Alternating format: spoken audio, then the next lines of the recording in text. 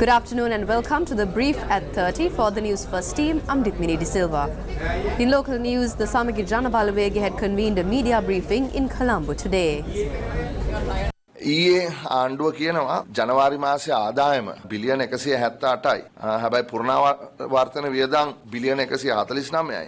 ණයපොලිය බිලියන 226යි, ප්‍රාග්ධනය 150යි බිලියන. එතකොට වියදම බිලියන 377යි. හිඟයක් තියෙනවා කියලා බිලියන 300. Yesterday, the government published revenue figures for January that stood at 178 billion rupees, and there is a shortage of 377 billion rupees.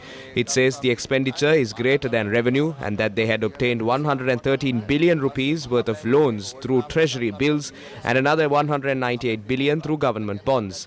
Another 100 billion overdraft from the central bank. That means money printing has happened.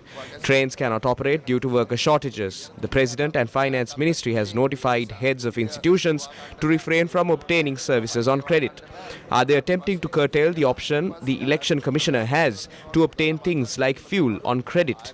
More than 10 to 20% of expenses incurred during an election are not paid immediately. Payments are made around 1.5 years later in some instances. This begs the question, are they making such statements to postpone the election?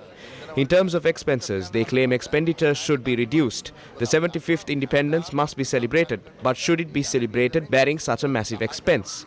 The figures published yesterday further highlights this. If income is low, what should be done to enhance it? Everyone is talking about taxes. The issue is the fairness of it. The Finance Committee directed the head of the Inland Revenue to present a report by February showing if taxes have been charged for the allowances given to state officials like they tax the private sector. Suddenly, the Finance Committee has ceased to function. We cannot even ask that question now. We saw how the executive board of the IMF had approved not one but two loans for Bangladesh. They only obtained the staff level agreement very recently. The first tranche of $400 million is already being dispersed. What are the main differences here? The first is they went to the IMF at the perfect time before they went bankrupt. The second and most important fact is the Bangladesh government has a mandate. The people agree with the decisions of the government. බංග්ලාදේශයේ රජයට ජනමතයක් තියෙනවා. ඕන් බංග්ලාදේශය පාලනය කරන්නේ ජනතාවගේ කැමැත්තෙන්. එතකොට බංග්ලාදේශය ගන්න තීරණවලට ජනතාවගේ එකඟත්වය තියෙනවා. ලංකාවේ මේ එකඟත්වය පිළිබඳව ගැටලුවක් තියෙනවා. In news overseas, prosecutors in Suriname have asked the High Court of Justice to uphold a 20-year jail sentence given to former President Desi Bouterse.